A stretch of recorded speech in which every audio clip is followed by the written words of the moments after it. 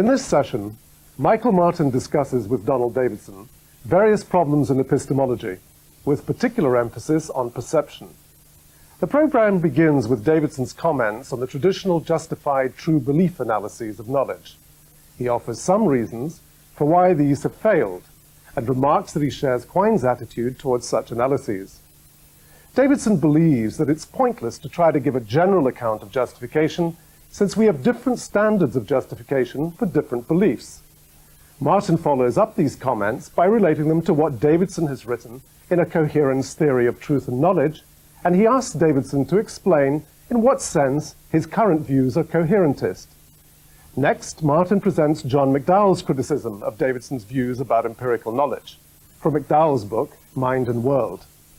The criticism is mainly that Davidson's account of empirical knowledge leaves room for skepticism about the external world.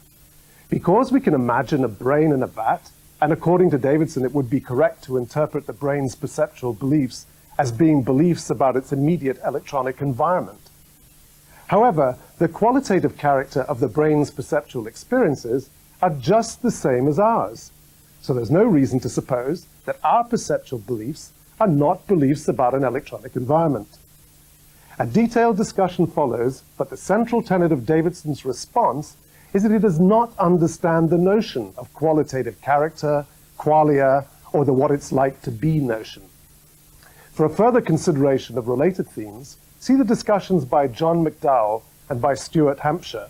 Davidson's refusal to understand the notion of qualitative character of experience stems from his general refusal to countenance an epistemic intermediary of any sort between the world and our beliefs about it. And Martin presses him for his reasons for this. Martin argues that one of the reasons why philosophers have felt there must be an epistemic intermediary is so that they can account for problems of illusion and hallucination in perception. And he invites Davidson to show how these problems can be dealt with without such an intermediary. The session ends with Davidson summarizing his views about what perceptual belief is and how it is justified. We take up the discussion now at the London School of Economics. I'm very pleased to welcome Michael Martin from University College London as discussant today with Professor Donald Davidson. In broad compass, Michael will discuss epistemology explicit and implicit in Davidson's work and Davidson's conception of perception. Michael. Thank you, Rudy.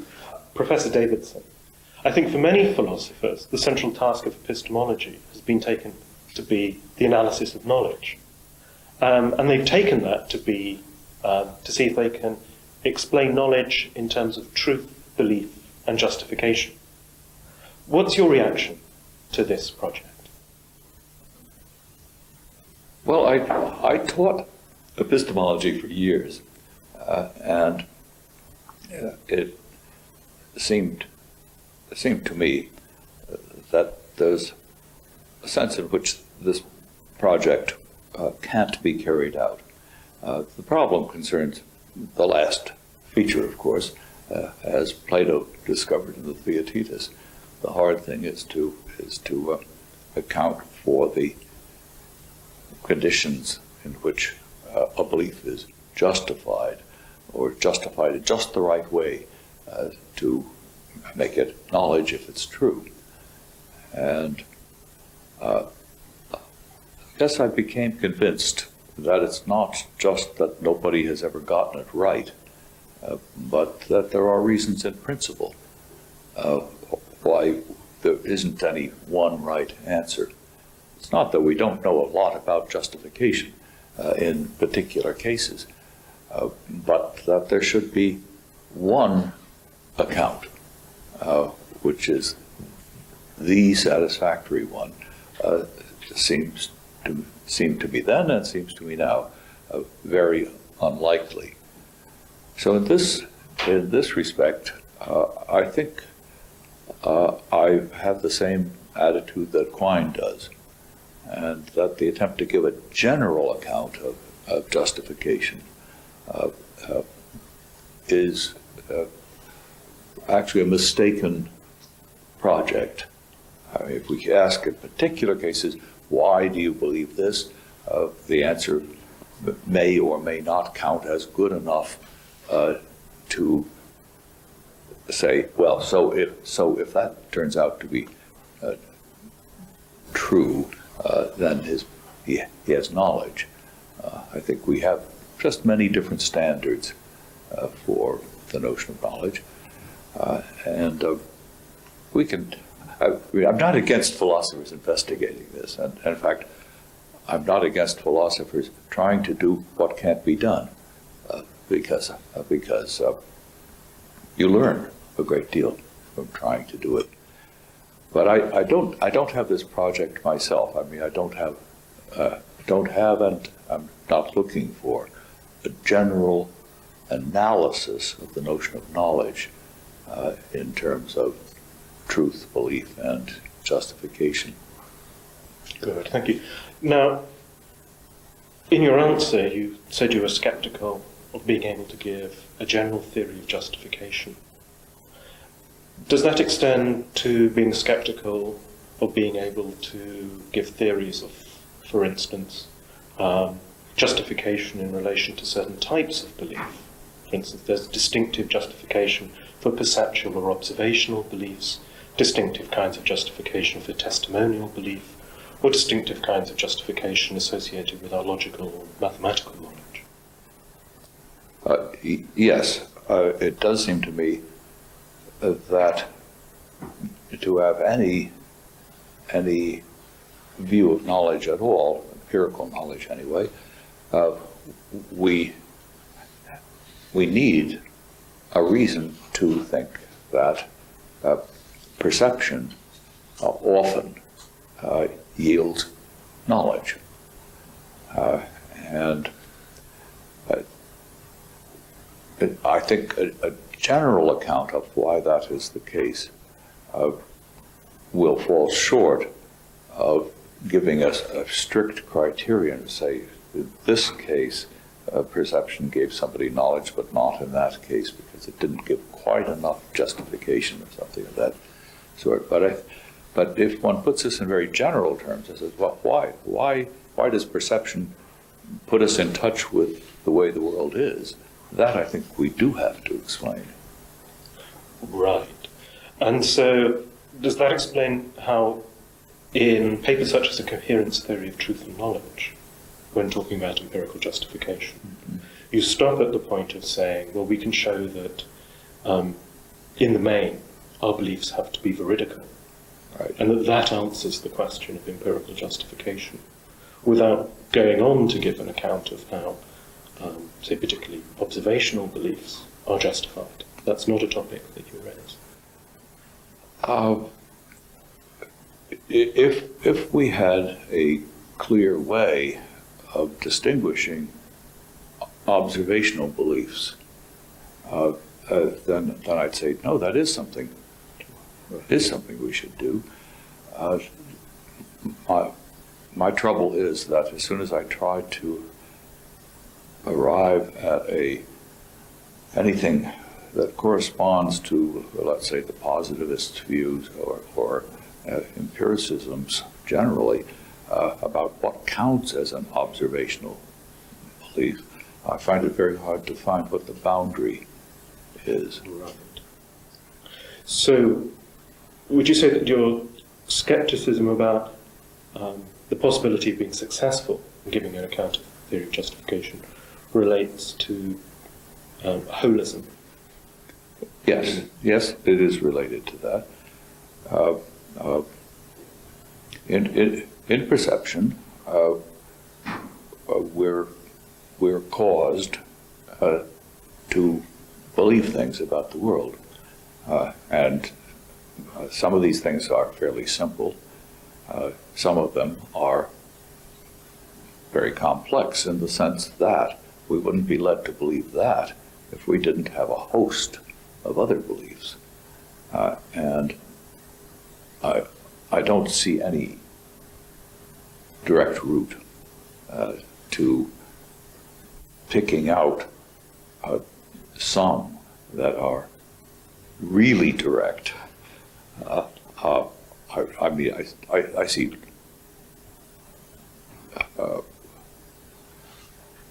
ways of contrasting some cases with others.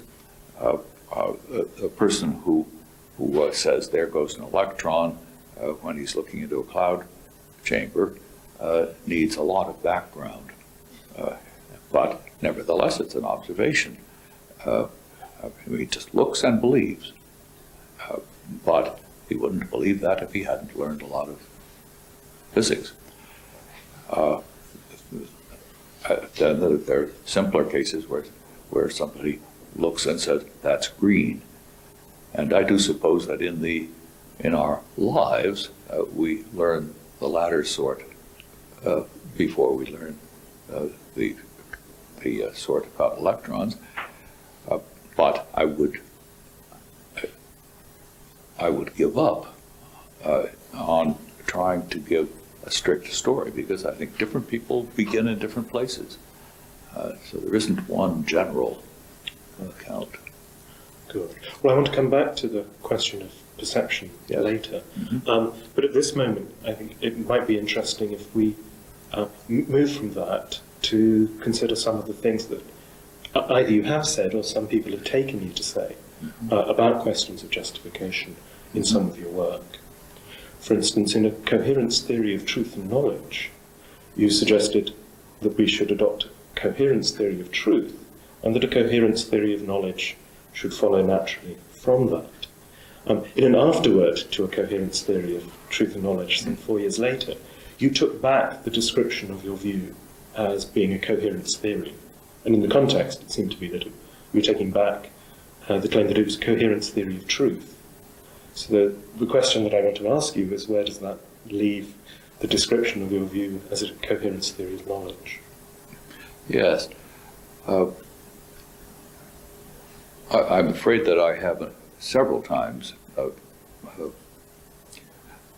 in my writings used words that are often thrown around in philosophy, like coherence, correspondence, and so forth, and then regretted it.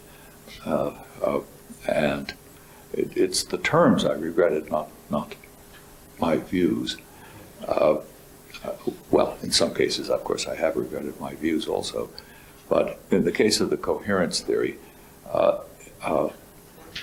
people associate coherence theories with a kind of idealism where one supposes that we just are stuck with a vast number of ideas, beliefs, and as long as they stick together, that's our world, and there's no control from the outside. That's certainly not my view, and so I shouldn't have used the word, though I did explain what I meant by it, which was just a negative thing, and that is nothing counts as a reason for believing something except another belief. That seems to me still to be right. And that's all I meant by a coherence theory. Right, good. I think that's very clear. It would be interesting just to pursue the point a bit further, even though I suspect that you'll come back and say that the complaint misunderstands your original view. In recent lectures, John McDowell, in Mind and World, complains in precisely the way that you were just talking of, that your view seems to cut us off from the world. He puts it so, he says, suppose one feels the worry in this familiar form. So far as the picture goes, one might be a brain in a mad scientist's vat. The Davidsonian response seems to be that if one were a brain in a vat, it would be correct to interpret one's belief as being largely true beliefs about the brain's electronic environment. But is that the reassurance we need if we are to be immunized against the attractions of the given?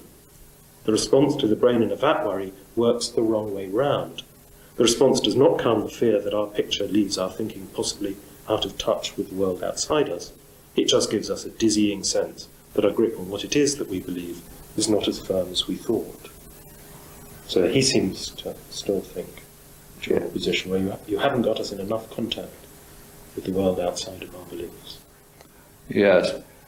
Well, among my many regrets, I regret any serious philosophy that depends upon science fiction examples, because they're never described in enough detail, and can't be, Right. to draw any solid conclusions. I think I mentioned that I was sorry I ever introduced an omniscient interpreter. It's a piece of science fiction that you don't really know how to cash out. And there's the notorious swamp man. I'd say talk about the brain in the vat is in the same category, because the example is never described in enough detail to draw any conclusions from it. And I think perhaps I'm more convinced of that now than I ever was. I think a much better way to go about it would be to say how it is that perception does put us in touch with the world. And then if you want to talk about the brain in the vat, you have to say, if the brain in the vat can do all that, then the brain in the vat is as much in touch with his part of the world as we are with our world. The brain in the vat would just be a person who had a very rather small world, but only in the perfectly ordinary sense in which somebody who lived in one room all their lives and never could get outside would have a very limited number of things they could talk about, but you wouldn't say that they didn't have thoughts, and it would be possible for them to talk to you and you could talk to them and to exchange views. If the brain in the vat can do all that, then it's okay. But I think the better approach is to ask what is required in order to have thoughts that have a content. And when you've said that, then you can say, now, if the brain in the vat's got all that, he's all right too. And no reason to be a skeptic about him. Good. So, is this right? The sticking point between the worry as McDowell expresses it and your response to it is that McDowell assumes that we can make perfectly good sense of it striking the brain in the vat as if it's just in the world in the way that we are, when in fact the brain in the vat isn't in such a world. And if we take your route, all its thoughts can be about are events in the vat. And we don't think our world is that way. And that's McDowell's worry. And you say we shouldn't, we can't really make sense of it striking the brain in the vat as if it's in a world like ours. Yes, I think the question whether what the brain in the vat is thinking about is events in the machine that it's attached to, or are about things outside, that depends upon a lot of details. And I don't think those details are terribly hard to get at. What lies behind what I'm saying is partly this.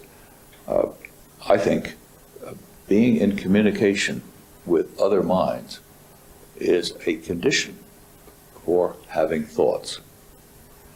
So the brain in the vat has got to be in contact with other minds. And this contact can only be established by their sharing a picture of a world that they're both in.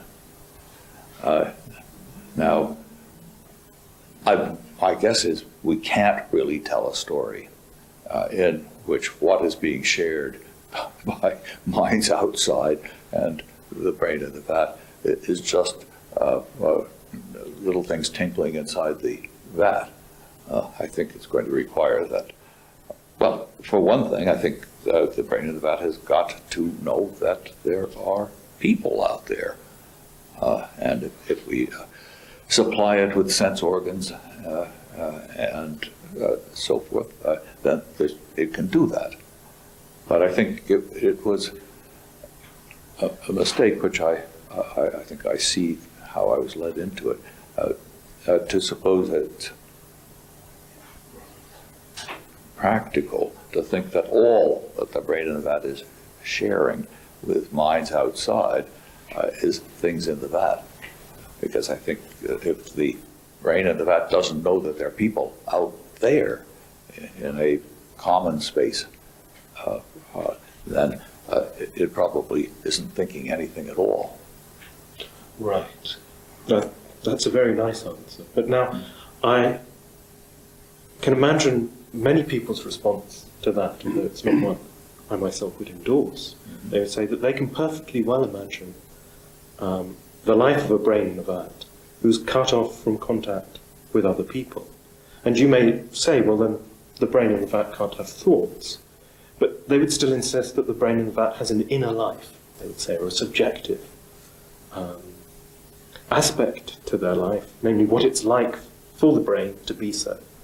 And that they can perfectly well imagine that it could be the way it is for them now on the inside, if they were a brain in a vat, even if you were to say that in that situation, if they were cut off from contact with all other people, that they couldn't have thoughts. Well, this is where some people have a better imagination than I do, because I don't think I have any idea what it would be like to have no thoughts.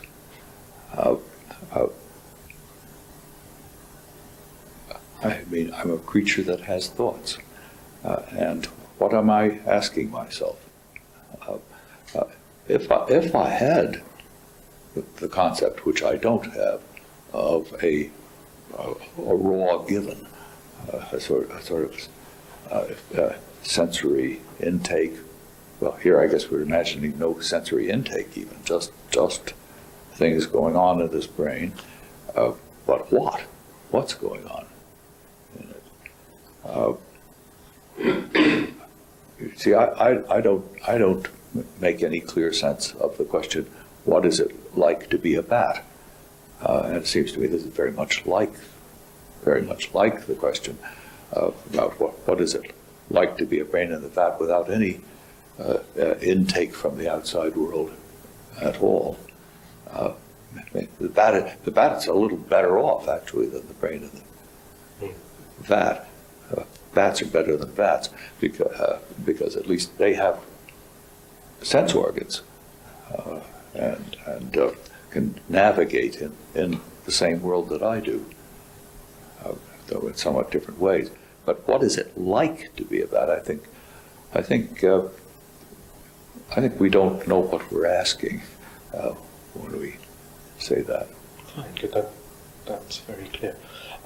Now, a point you made in passing there, I think, leads us on to the next question, which is you mentioned the idea of a raw sensory given, and that you rejected. And so that relates to, in calling your view a coherence view, I take it that part of your intention was to reject any form of foundationalism in knowledge. And you associated foundationalism with the thought that there is a raw sensory given, which is non-propositional and non-belief-like in nature, but which grounds belief. Right. No, that's absolutely right.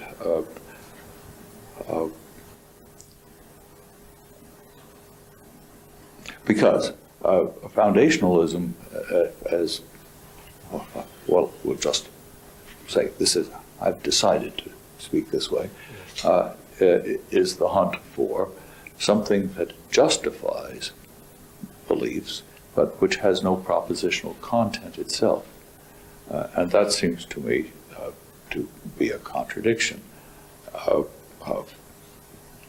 a reason for believing something has to have some logical relation with what it's a reason for.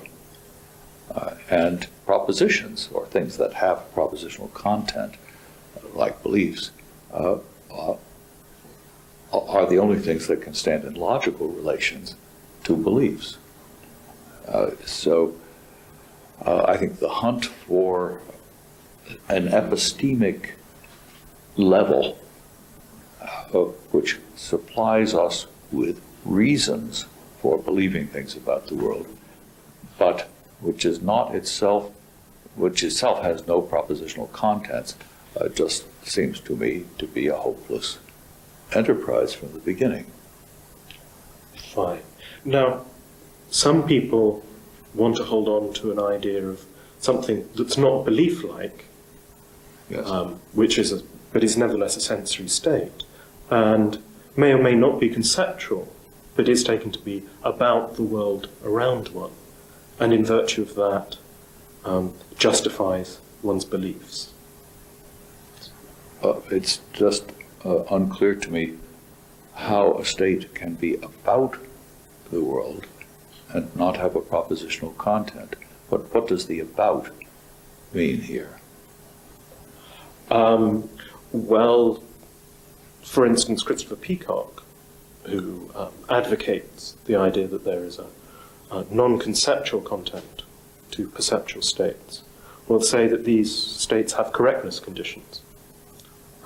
There is a way the world would have to be in order for your experience to be veridical. And if the world is not that way, then one's experience is illusory. And that experience stands in a justificatory relation to some of your beliefs. For instance, if it looks to you as if there are 3 glasses of water on the table, then in order for that experience to be correct, there must indeed be 3 glasses on the table. And the reason why your belief that there are 3 glasses on the table is justified is because it does look to you as if there are 3 glasses on the table. Well, I think there's a step in that I neither understand nor do I see the need for introducing such a step. And that is the idea of an epistemic intermediary between the world on the one hand and what I believe about the world on the other hand. It seems to me that as soon as one tries to introduce such an intermediary, this intermediary has to be something that's not a belief, doesn't have a propositional content, but neither is it the world itself. We're on the road.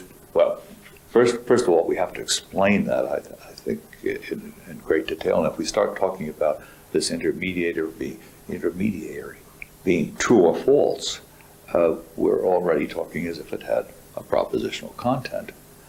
And using a different word like correct or something like that doesn't seem to me to be any help. If all we have to go on in our knowledge of the world is some kind of representations, and then I think we're back essentially to various old-fashioned forms of empiricism with their obvious problems, namely that they lead to skepticism. Because things might seem to be a certain way, and if you ask, but how do I know that they're really the way they seem to be, you have no answer. Or you can only say, well, I take some other seemings in, and if they all fit together, that's the best I can do. That's coherentism with a vengeance, I would say. See, the important question isn't what happens in perception. I'm willing to talk about that. We haven't really been talking about it. The question just is, can we make use of a level of something that's epistemologically essential between the world on the one hand and what we think about it on the other hand. I don't think we can. So if I'm going to give an account of perception, I'm going to talk about the world on the one hand, the causal role of our sense organs, and what we are caused to believe by that. But there's nothing in between. Right. There's no intermediary that's bringing the message to us. We're justified in believing what we're caused to believe in a great many cases. And that's not because there's something that provides the justification. It's because that kind of belief is related to the world in such a way that it's mostly going to be right. And now, I haven't tried to say why, because you haven't asked me, but wait, we need a story about that. Good. Now, the way in which you dealt with the question of whether there was an intermediary there was whether, from our theory of knowledge, we needed to posit something with an epistemological role that intervened between the world and belief. For many philosophers today, the reason that they appeal to an intermediary state is not primarily from a concern to be a foundationalist within epistemology, but because they think from giving an account of the perceptual process, they need to posit an intermediary state. And then from that it will then follow that it has a more than a causal role in the story of how we move from world to justified belief about the world. So that takes us back to a question you raised earlier about what need there was for thinking that there was an intermediary state. And I think at this stage we can distinguish two questions. There's a question whether there could be a state that wasn't a belief state, but may still be propositional. And then a further question, whether if there is such an intermediary, we can make sense of that state, playing a justificatory role, and yet not being propositional. It's whether we can make sense of the idea of non-conceptual content. Right. Now, many philosophers have thought that the reason we need to introduce a state which is not a state of belief, even if it's a propositional state, is by reflection on cases of so-called disbelief in perception. For instance, if now it was to look to you or to me as if 5 pink elephants had just entered the room and were doing a can-can before us, it's quite likely that we'd both be suspicious of the circumstance. We might even suspect that there'd been something in the coffee, and we'd disbelieve our eyes. In that case, it would look to us as if there were 5 pink elephants doing the can-can before us, but we wouldn't believe that there were 5 such elephants. And so philosophers have wanted to suggest that there is a state. It's looking to one as if there are 5 pink elephants in front of one, which is distinct from coming to believe that there are 5 pink elephants. Well, I think there's a distinction to be made there. I might say the phrase "looks to be" seems to me a weasel phrase, because I think under normal circumstances you would take that to imply that the person believed it.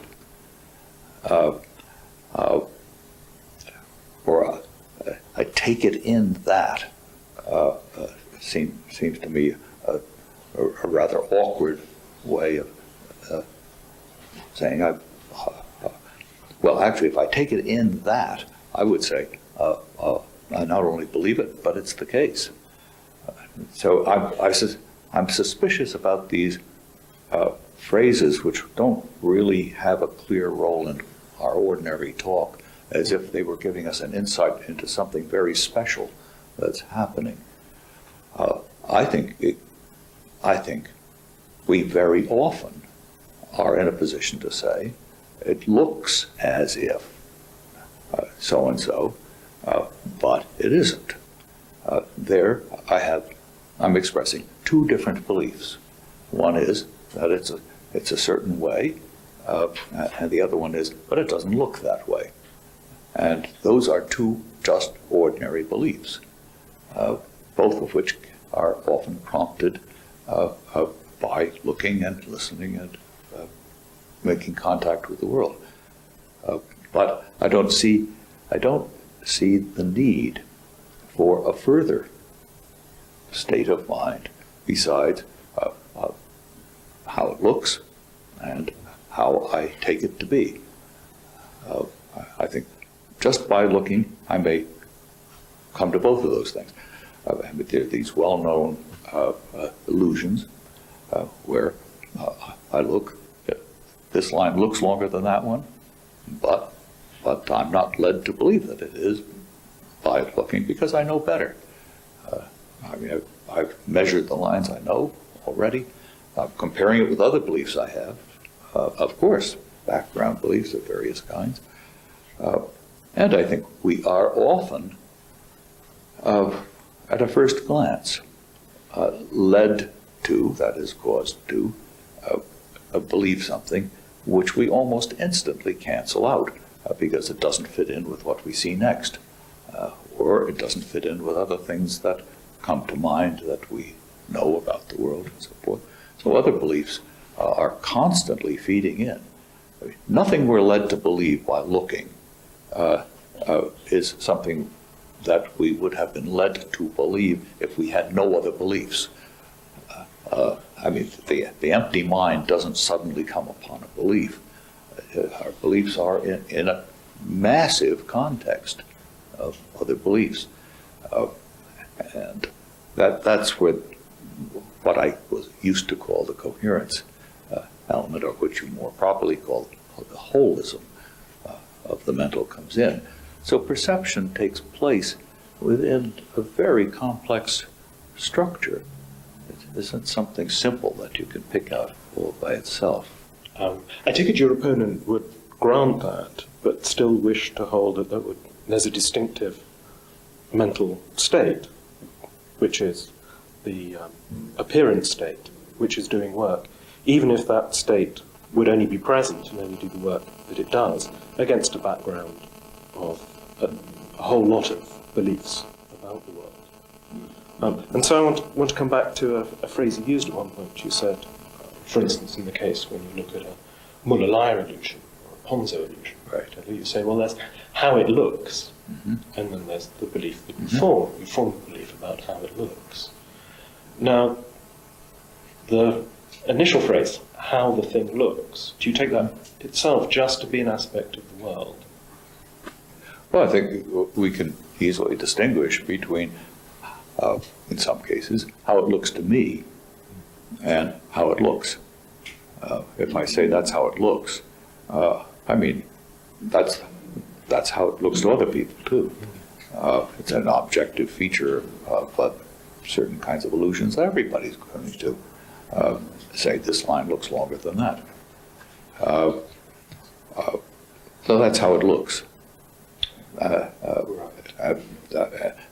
that's a perfectly good belief that I'm led to by looking.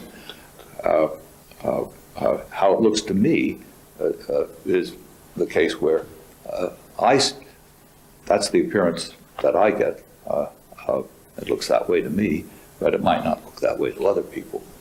Yes, it's worth distinguishing between statements about how things look, which implies normally that they would look that way to almost everybody, and statements about how they look to me, where I'm emphasizing the fact that they might not look that way to somebody else, but they look that way to me, maybe because I have tinted glasses on, or because I know I'm colorblind, or whatever it might be. But all of these seem to me to be beliefs of mine, which I'm caused to have under the circumstances and because of a lot of knowledge I have by using my eyes. Good. But now, the examples that you've just been talking about are examples often of cases of illusion, either cases where something appears other than it is to everyone, or at least it appears other than it is to me. But we can also talk about cases of what philosophers often call hallucination, cases in which it certainly looks to me as if something is before me, but there isn't anything that I am seeing in that case. Now, I take it in that case, when I believe that it looks to me as if things are thus and so, the belief does not concern any aspect of the world in front of me, as it stands. It's not, in the case of the Muller-Lyer illusion, when you say, well, the diagram looks as if the lines are unequal, there your belief is about the diagram in front of you. When I say, well, it looks to me as if the third pink elephant isn't keeping time, there isn't any pink elephant about which I believe that it's not keeping time. Yes. This is a case, though, where I have no false belief, is that? That's right. I have no false belief. All right. No, of course, but I can still report that I have the impression or the illusion, let's say, if I'm not deceived, I have the illusion. I can report that. And of course, I have the illusion that there's an element there. Not a very typical case, but Far from typical. but possible. Yes, and I can report this, of course, like anything else. But you don't want to take that report to be a report of a state of mind, the appearance of there being Well, pink elephant. we should distinguish, I think, between what I'm saying, if I say something looks a certain way, and saying it looks that way to me. Because in the former case, I imply that anybody with normal eyesight would be apt to see it that way. Whereas in the latter case, I'm singling myself out as, well, it looks that way to me because my glasses are tinted, or it looks to me that way because I'm colorblind, or it sounds that way to me because my right ear isn't very good on the high frequencies.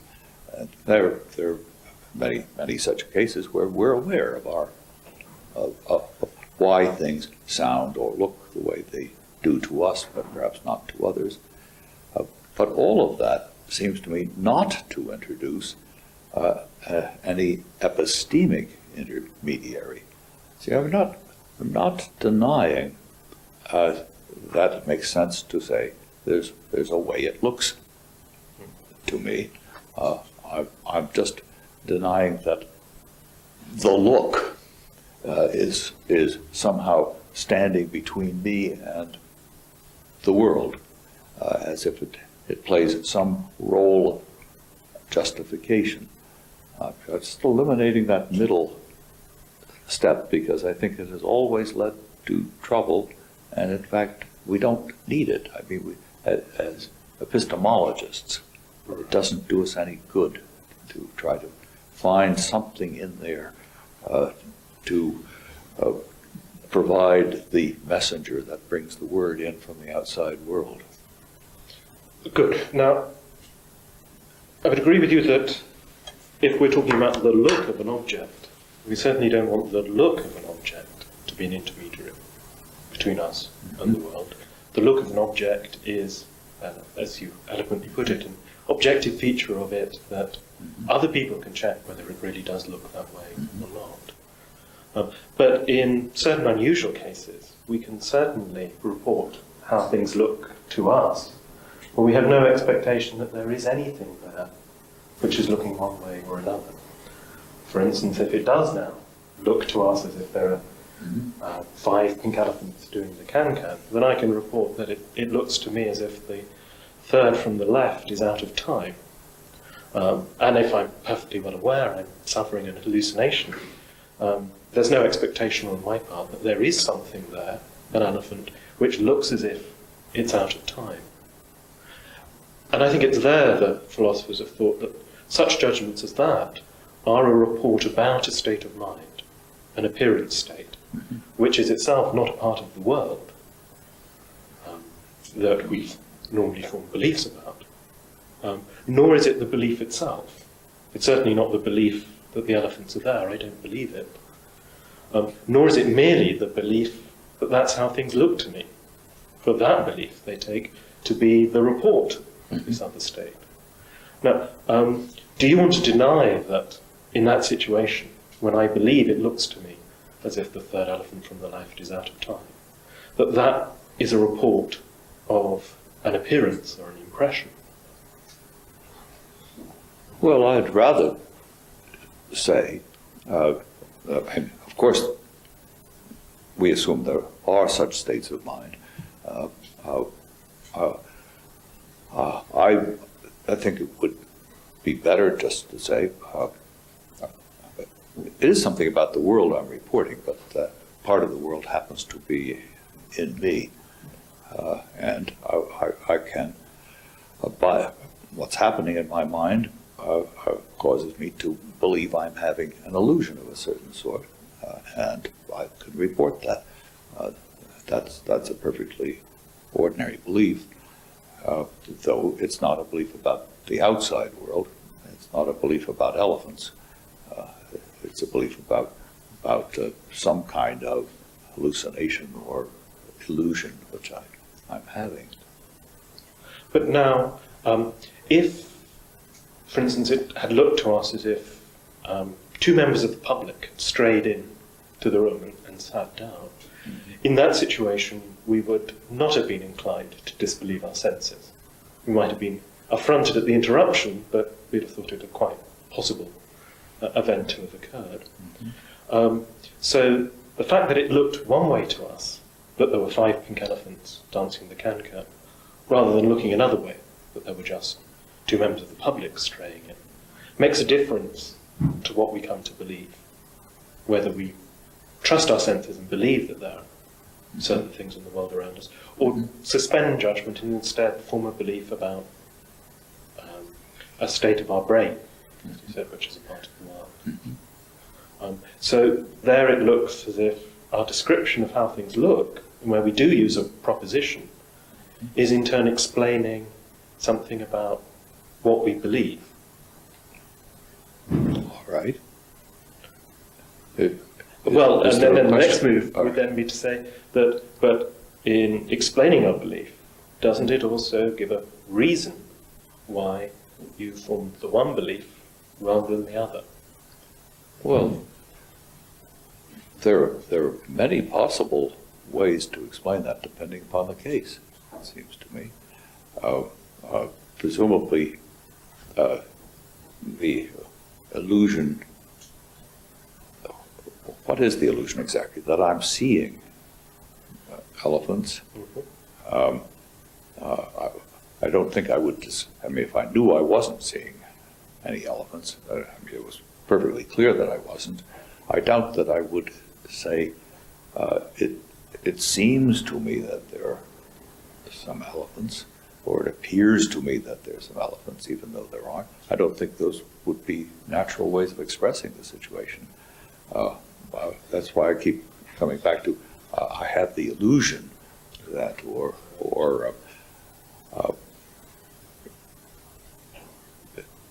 that is actually a state of mind that's a little hard to describe, it seems to me. Not because I'm reluctant to talk about appearances and so forth, but because it's not an easy state of mind to imagine. I'm looking there and I really see. Are my eyes open?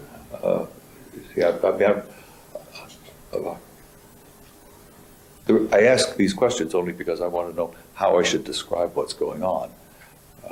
It's not that I'm in doubt that there are perfectly good ways, depending upon the story you tell me. But what's the difficulty? Since since I can describe this perfectly well without supposing there's something called the appearance, which somehow justifies the belief, even though the belief in this case is not that there are some elements, but just simply that looks like there's some elements. If I don't take that step, then I don't see why I am pushed into the position of supposing that in ordinary cases there's an appearance which I'm depending upon in order to explain the belief I've arrived at, that there's a table there.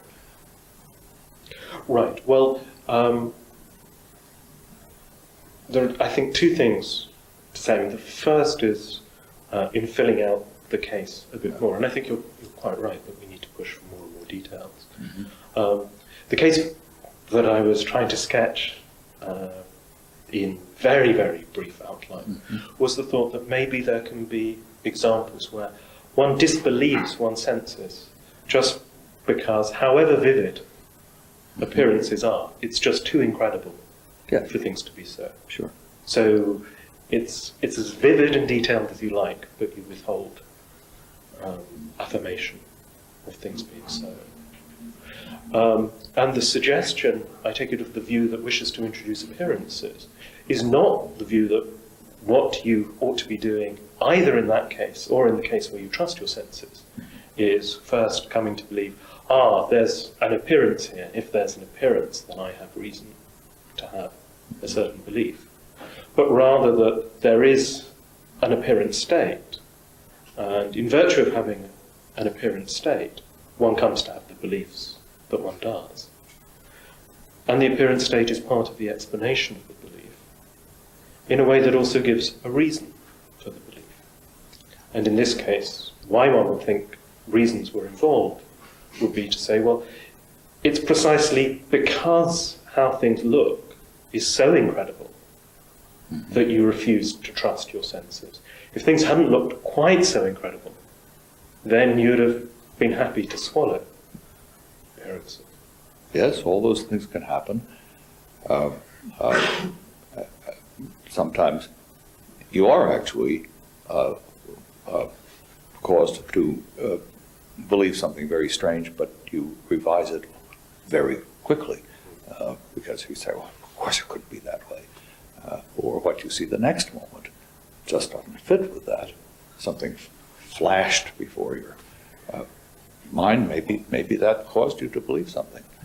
Now, our perceptual beliefs, as I call them, which are just beliefs that you are directly caused to have through your senses. But as I say, these can be very complex, and all of them are conditioned by all of the other beliefs you have. These perceptual beliefs come in various varieties in the sense that sometimes what you see makes you wonder what to believe. And you say, could that actually be my old friend? Oh, no, he's dead. But for a moment it passes through your mind. All sorts of complex things happen. But the appearance state, I'm not particularly eager to deny that there are such states. What I am eager to deny is that they can be usefully called on to serve an epistemic service, namely justifying what we come to believe. Of course, it's a kind of justification for a perceptual belief to say, I saw it with my own eyes. But that's another belief. Right. But then the question is whether the belief that I saw it with my own eyes is what's being cited as the justification, or rather the fact that I saw it with my own eyes is supposed to give the answer to why one believed what one did. Yes. The fact that you saw it with your own eyes would be a reason for you to think that what I reported was true. But the fact that I saw it with my own eyes is not a justification for what I believe. I mean, I wouldn't offer that, because that would just be going in a circle. I mean, no, it's a justification to say I saw it with my own eyes, in the sense that you might not know that that's why I believe it. And maybe I was told it, maybe I just guessed it, and so forth. Now you know something about the root. So, one variant of the view that says that there is an appearance state that one is reporting on, one once says, well, this is how it looks to me, would be to say that what's reported on here is a non-belief state that is nevertheless propositional, Right. and that is an experience state. And because it's propositional, although not belief, it can stand in the kind of justificatory relation that you demand, since its propositional content will have a possible logical relation to the perceptual belief that resides. Yes. This is the suggestion that I'm familiar with from John Dell's book, which we mentioned at the beginning. This certainly, if we understood it, gets around the difficulty of an intermediary that doesn't have a propositional content. So the relation of justification makes sense.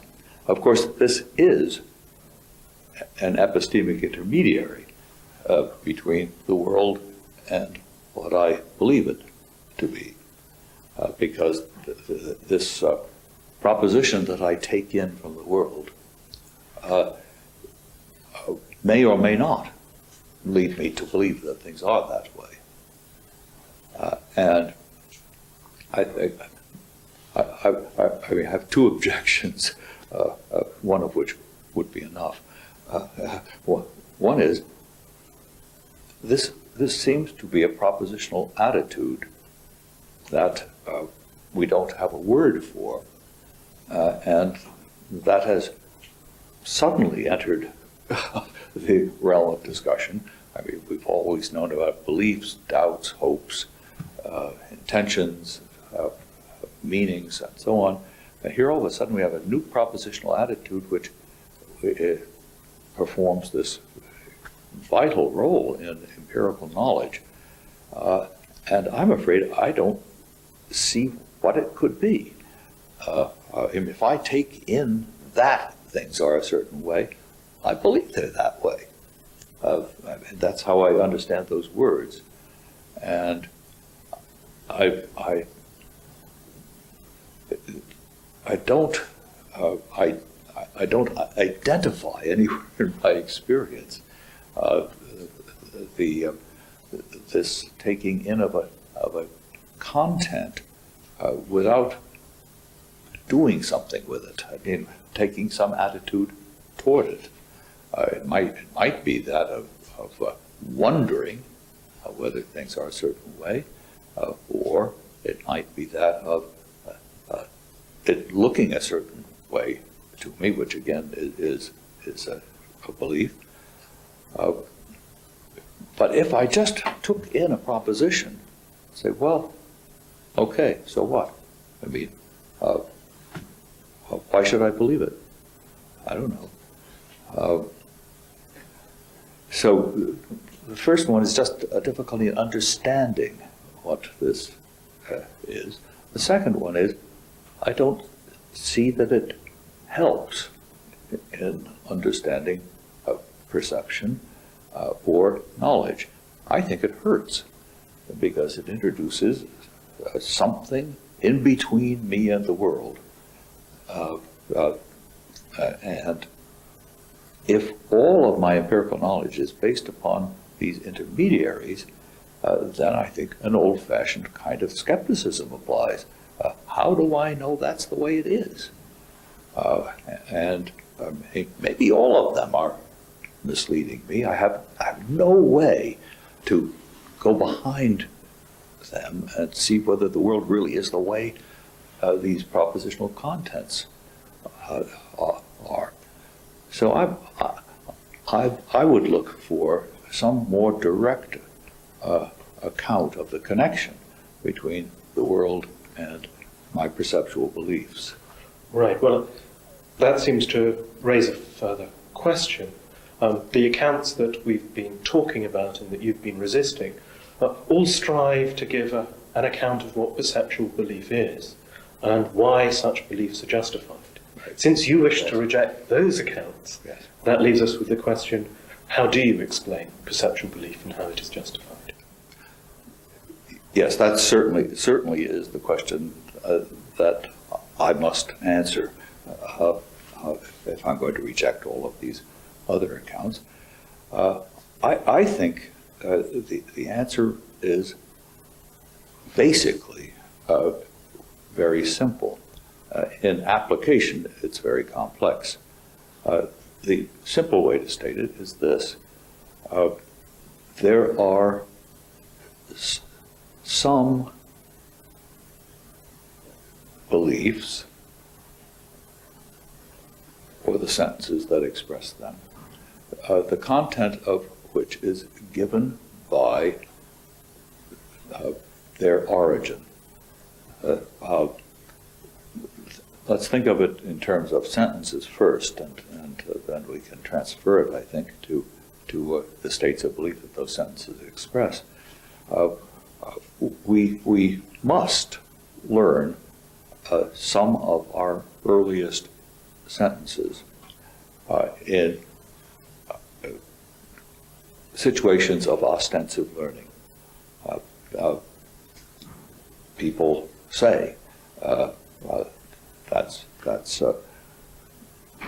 green in the presence of green objects, and we learn to say that's green, or at least we learn to say something systematically in the presence of green objects. Green objects do actually naturally look alike to us in a relevant respect. If they didn't, we wouldn't learn. So the contents of those sentences are given to them by the situations in which we learn them. It's not as though there's some content that comes from nowhere or that's lying in what we call the language. These sentences are being given whatever content they have by these learning situations. Chomsky has emphasized that sometimes you don't need a lot of repeating. I mean, it doesn't have to be a heavy form of induction. People often pick these things up very fast, and that's because the things that we pick up first are the things that we're geared to. They match the directions in which we naturally generalize. We find some things alike without being trained to do it. And so we pick up these basic perceptual sentences in these situations which give them their content. Now, it doesn't make any sense to say for the person who has learned this kind of sentence, that's green. It doesn't make any sense to say of them, maybe that sentence doesn't apply to the things that the people are applying it to, because there's no other route to describing the content of that than situations in which they have learned to use it. Now, I'd say the same goes for the concepts or beliefs that we express by using these sentences. They come by their content in these simplest cases from the actual causal situations in which the beliefs have been formed, in which the meanings of the sentences have been learned. So there's ostensive learning or ostensive conditioning, because maybe the word learning is too strong, ostensive acquisition of meanings and contents is geared to the world from the start. And so we don't need to talk about the details of perception, of what is given in experience and so forth. Whatever that may be, it doesn't interfere with the simple story that I'm telling, which doesn't require us to talk about appearances, takings in of propositional contents and so forth. It explains how the simplest empirical statements or beliefs have the content they do, and that's geared to the external world right from the beginning. Now, I mean, there's much more to this story, needless to say, but that's the beginning of it, and it's the type of account that I would give, which I don't think is unique to me at all. In fact, I think you find this idea in Wittgenstein, for example, and it's a form of externalism. That is, it's saying the contents of my simplest perceptual beliefs and sentences doesn't just depend upon something that's in my head. It also depends upon the history of the acquisition, which brings it in, identifies the contents of these beliefs and sentences in terms of relations to the external world.